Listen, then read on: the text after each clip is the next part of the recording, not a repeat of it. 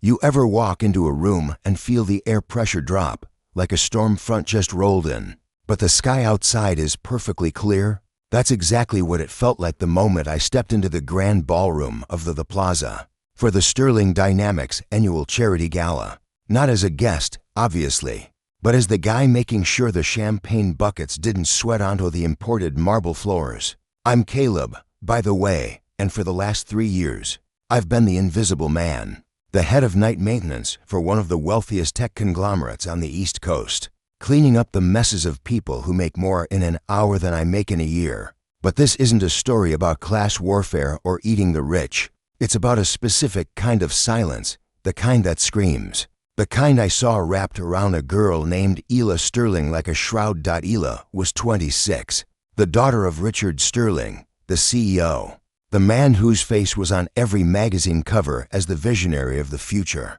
But in the shadows of that ballroom, Ela was treated like a ghost from the past. She was blind, lost her sight 10 years ago in a wreck that, according to the tabloids and the whispers of high society, was entirely her fault. A teenage tantrum behind the wheel that killed her mother and left her in eternal darkness.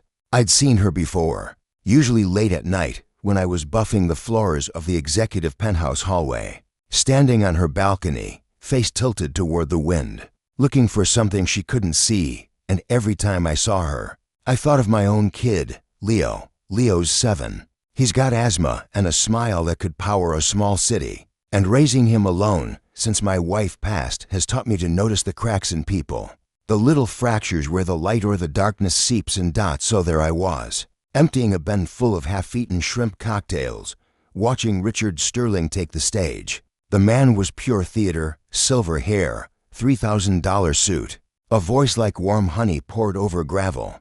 He starts talking about resilience and overcoming tragedy, and the spotlight swings over to the far corner, pinning Ela to her chair like a butterfly on a corkboard. She didn't flinch. She just sat there, spine rigid, hands folded so tight her knuckles were white, while 300 people clapped for her father's bravery in dealing with his troubled daughter. It made my stomach turn, honestly, because I know what grief looks like. And what I saw in Ela wasn't a burden. It was a woman being suffocated in plain sight. The speech ends, the applause dies down, and the orchestra strikes up a waltz, something haunting and minor key, and that's when I saw it, the shiver. It started at Ila's shoulders and rolled down her spine, a physical reaction to the music like she'd been slapped. Nobody moved toward her. The crowd parted around her corner like she was contagious, whispering behind their hands about the girl who killed her mom, leaving her stranded on an island of velvet and shame. I looked at the cart in my hands, then I looked at the exit, thinking about Leo at home with the babysitter, thinking about my rent which was 2 weeks late, thinking about how easy it is to just keep your head down and survive. But then I looked at Ela again, and I saw a tear slip out from under her dark glasses. Just one, tracking through her foundation. And something in me snapped, or maybe it woke up. I parked the cart, straightened my black vest, and walked across the floor. The sound of my work boots on the parquet seemed louder than the violins. You could feel the room shifting, eyes turning, the confusion rippling out like a wave. Who is this guy? Is he lost? Is he security? I didn't care. I walked right up to her, smelling the expensive lilies and the fear radiating off her, and I said, quietly so only she could hear, Miss Sterling, I know you can't see the room, but everyone is too scared to ask for a dance, so I figured I'd beat them to it. She froze, head tilting slightly, trying to place the voice, trying to figure out if this was a cruel joke. I'm Caleb, I added. I fixed the AC when it hums too loud on the 40th floor. A tiny, bewildered smile touched the corner of her mouth. The AC guy? She whispered, her voice rusty like it hadn't been used in days. The maintenance lead, I corrected gently, offering my hand, not grabbing hers, just putting mine in the space where she could find it if she wanted to. And she did. Her hand was cold, trembling, but she took mine, and I pulled her up, leading her out of the shadows and onto the floor. The silence in the room was absolute now, the gossip dying in people's throats as the janitor took the heiress into a frame. I'm no ballroom dancer, but my wife and I used to sway in the kitchen to the radio. So I just did that, a simple box step, giving her a physical anchor in a world that must have felt like it was spinning. "You're brave," she murmured, clutching my shoulder like a lifeline. "Or stupid," I chuckled. Management prefers the term insubordinate.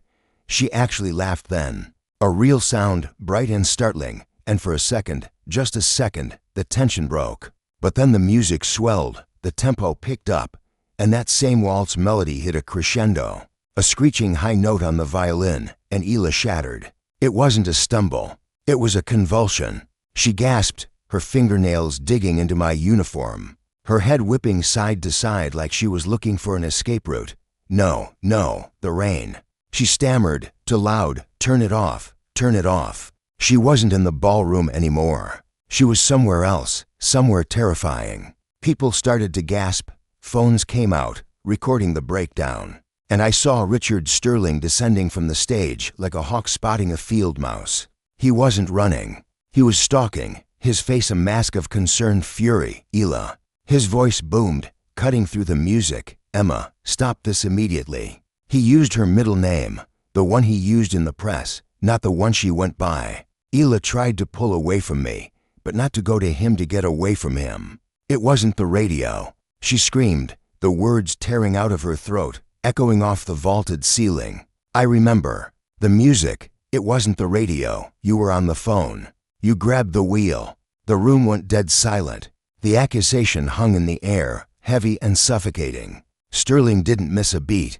He was a pro at this. He reached us, his eyes cold and dead, scanning me like I was a stain on his lapel. "Let her go," he hissed at me, low enough that the cameras wouldn't pick it up. "You're fired. Get out before I have you arrested for assault." Then he switched faces, turning to the crowd with a look of heartbreaking pity. "Please, everyone," he said, voice trembling with fake emotion. "My daughter. Her mind is fragile. The guilt, the trauma. She has episodes. She rewrites history to protect herself from the truth." He reached for Ela, grabbing her arm, and I saw her flinch a visceral, terrified reaction. "Come, darling," he cooed, tightening his grip until I saw her skin whiten. "Let's get you your medication."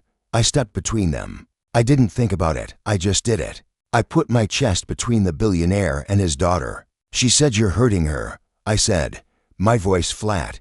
"Let go."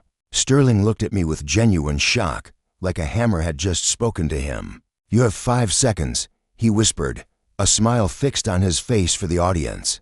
"Or you will never work in this city again.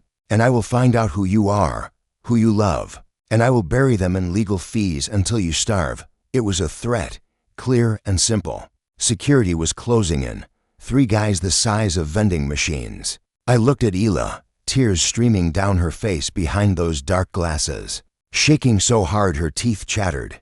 She leaned in, desperate, her lips brushing my ear. "The prototype," she whispered, so fast I almost missed it, "the black box audio. It's in the safe. The nursery. Code is Paper Moon."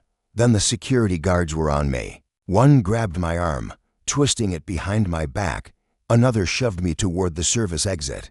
"Get off me," I shouted, trying to maintain some dignity, looking back at Ela as her father draped his suit jacket over her shoulders, effectively muzzling her, hiding her away again. She turned her head toward the sound of my voice, a silent plea written on her face. I was shoved through the swinging doors, past the kitchen staff, who wouldn't meet my eyes, and thrown out into the alley behind the hotel, landing hard on the wet pavement. "Don't come back." "Pal," the head of security spat, tossing my backpack onto the ground next to me. "You're lucky Mr. Sterling is a forgiving man, or you'd be in a cell tonight."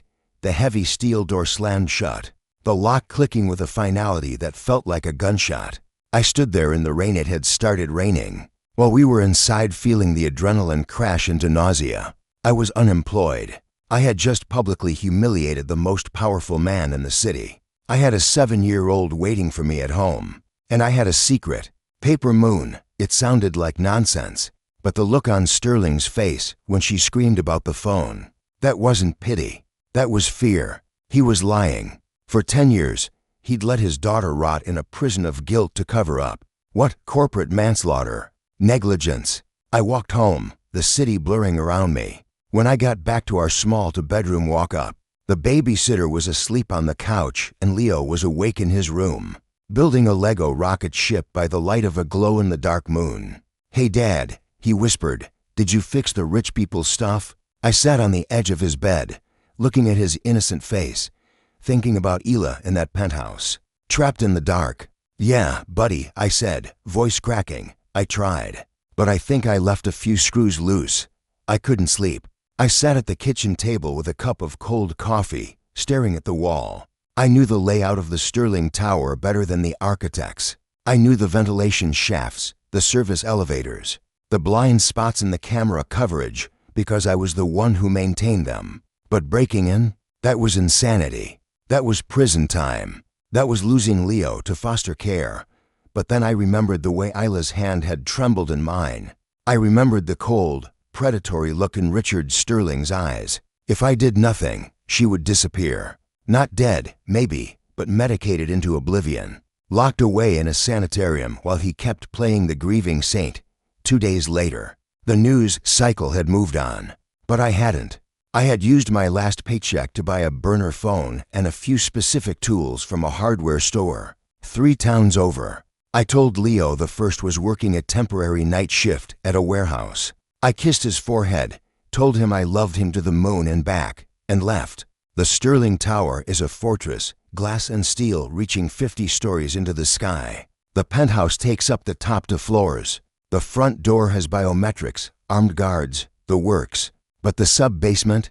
The sub-basement connects to the city's old drainage system. And the maintenance hatch in Sector 4 had a rusted hinge I'd been meaning to fix for 6 months. I never got around to it. Thank God for procrastination. I slipped him through the sewers. The smell was atrocious.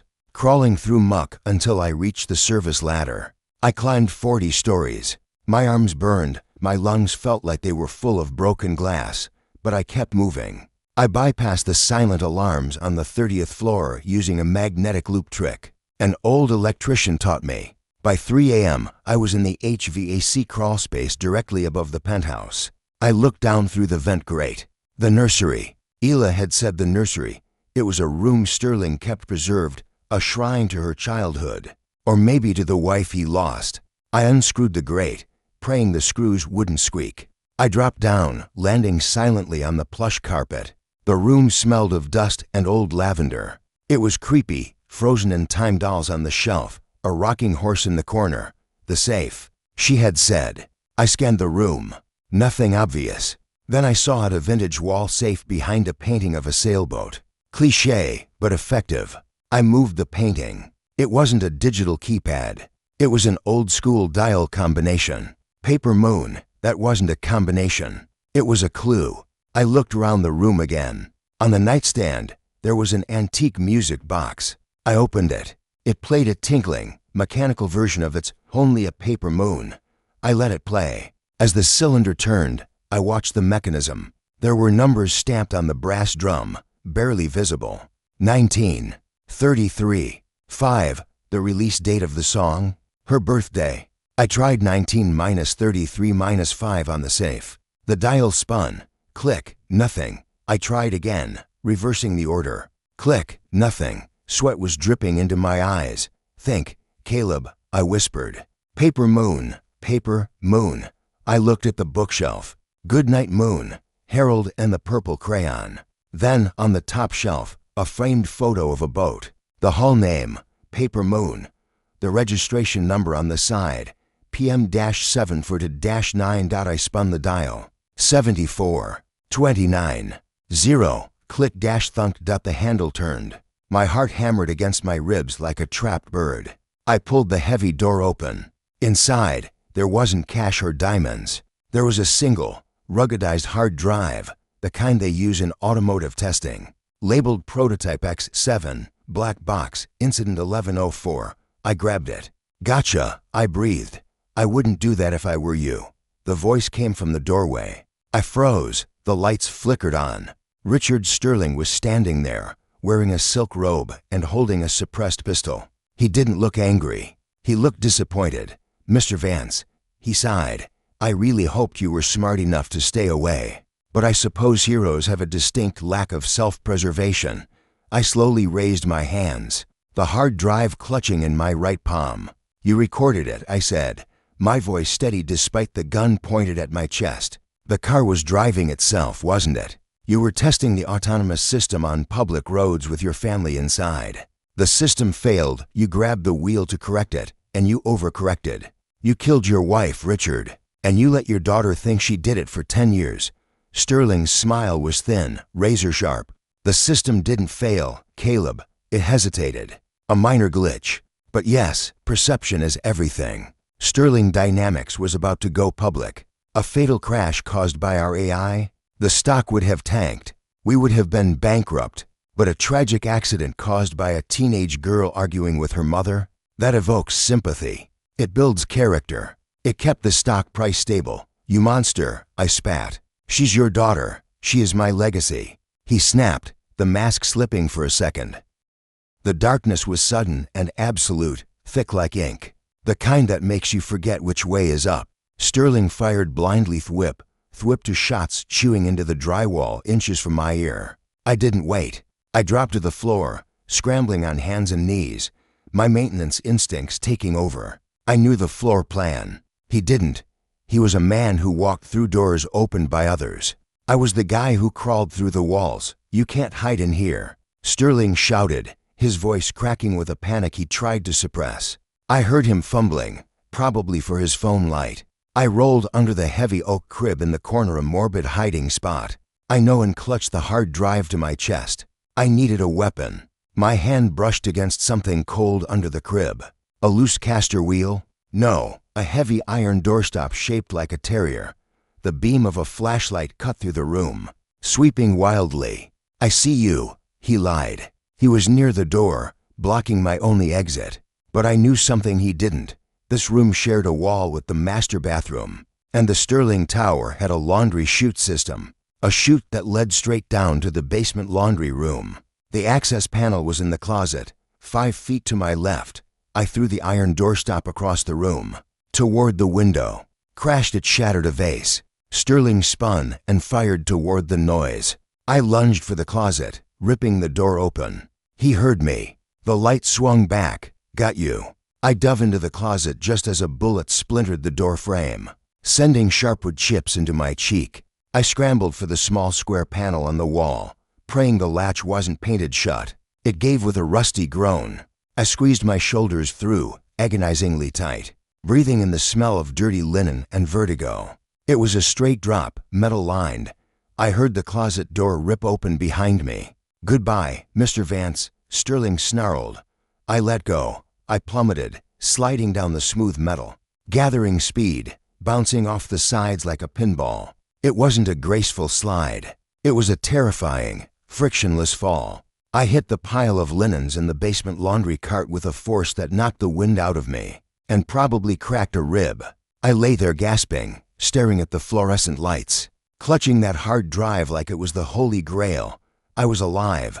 I scrambled out of the cart, ignoring the screaming pain in my side. I had to get out. I ran for the loading dock, bursting out into the cool night air just as the alarms started blaring. I didn't stop running until I was 6 blocks away, huddled in an all-night diner, shivering and ordering coffee I couldn't pay for. I had the evidence, but evidence is useless if you can't play it, and dangerous if the police are on the payroll. I needed leverage. I needed a stage bigger than the one Sterling controlled. The next morning, I did something reckless. I went to the one place Sterling wouldn't look for me, the public library. I used a computer in the back, logged into a dummy account, and plugged in the drive. The audio file was there. I put on headphones and listened. It was chilling, not because of the crash, but because of the silence before it. "Ela, Dad, the car is drifting." Sterling, "It's calibrating." Emma, "Quiet. Ela, Dad, there's a truck. It's not turning." Sterling, "Damn it, system override." Ila's mom, "Richard, brake." Then the sound of a struggle, Sterling fighting the wheel. The automated voice saying conflict detected. And then, the impact. And after the crash, the most damning part, Sterling's voice, breathless but alive, muttering, "Erase log. End session." Erase log. He tried to delete it. The system had backed it up to the black box automatically. I copied the file to 3 different cloud servers. Then I sent a single email to the board of directors of Sterling Dynamics. Subject: the Paper Moon Protocol. Body: today's shareholder meeting at 2 p.m. Be there. Or I release this to the FBI. I didn't have a suit. I had my janitor's uniform, still stained from the shoot, and a bruised face. I walked into the Sterling Dynamics headquarters at 1:50 p.m. Security stopped me at the turnstile. Obviously, delivery for the board, I said, holding up the hard drive. Mr. Sterling is expecting it. Yeah, right, the guard sneered. Beat it, bum. Call him, I bluffed, my heart pounding. Tell him Caleb has the moon.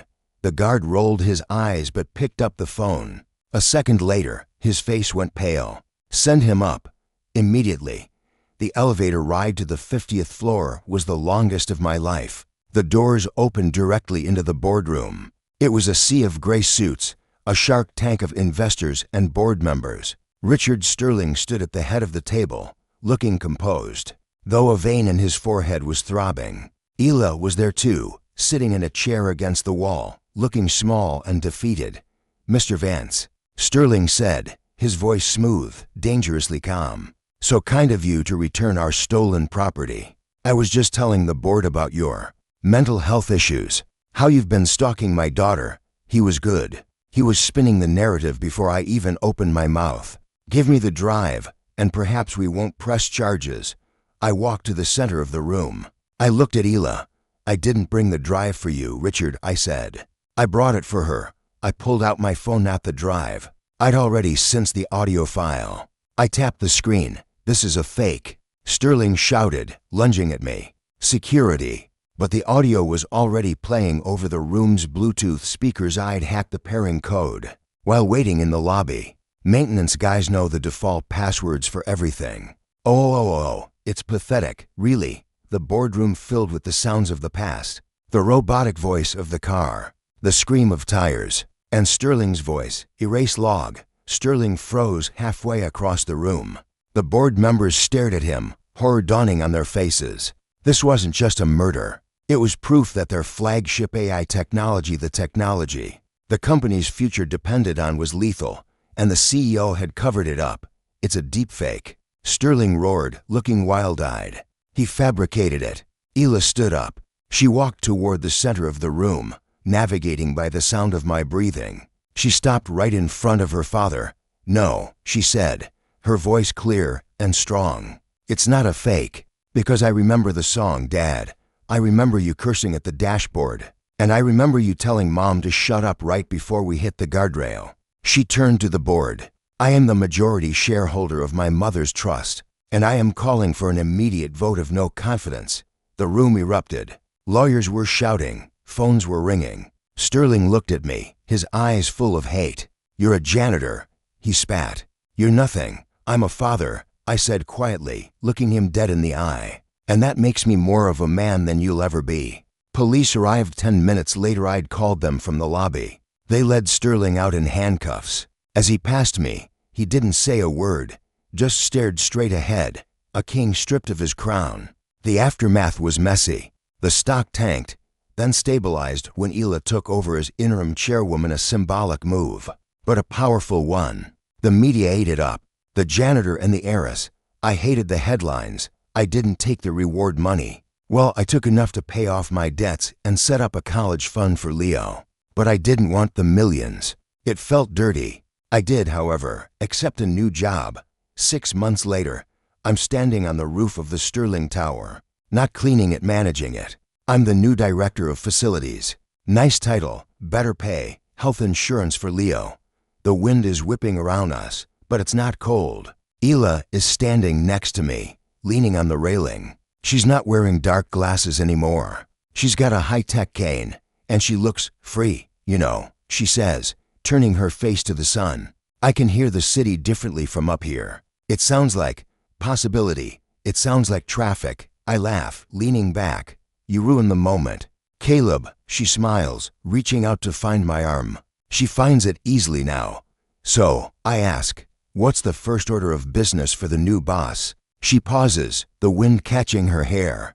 I want to install sensors everywhere. acoustic sensors that help visually impaired people navigate the building. I want this place to sing the directions. Can you build that? I look at her, thinking about the long nights, the wiring, the impossible logistics. Then I think about Leo, who thinks I'm a superhero now.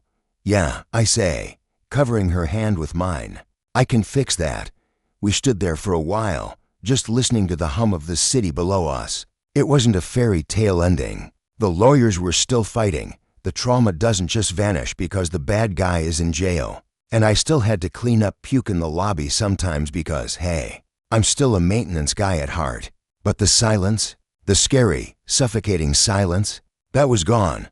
But here's the kicker, and this is what I want you guys to think about. Sterling went down, sure, but during the trial, half the comments online were defending him. People saying he did what he had to do to save the company, to save the jobs of thousands of employees. They called me the villain for destabilizing the market. They said a little lie was worth it for the greater good. It makes you wonder, doesn't it? When we look at these titans of industry, these people who build the future, how many bodies are buried in the foundation? And if you were in his shoes, billions of dollars on the line, your legacy at stake, would you have erased the log?